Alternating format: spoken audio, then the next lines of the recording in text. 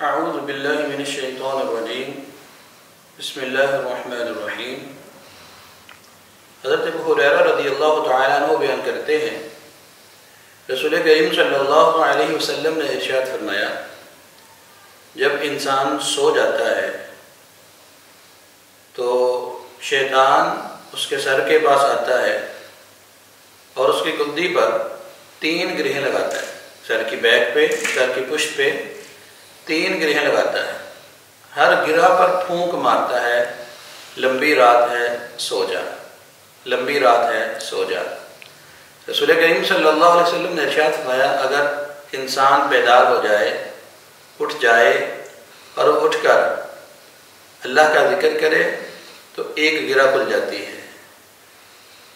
پھر وضو کر لے دوسری گرہ کھل جاتی ہے، پھر نماز پڑھ لے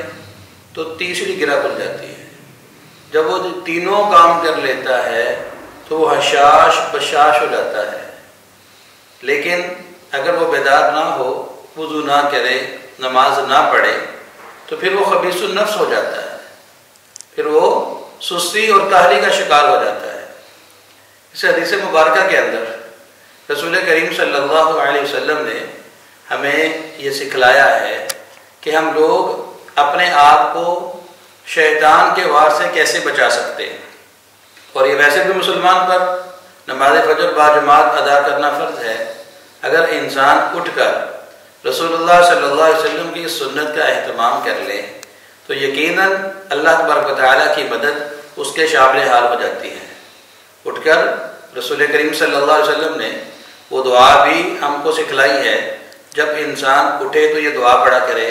الحمدللہ الذی احیانا بعدما اماتنا والیہ النشور۔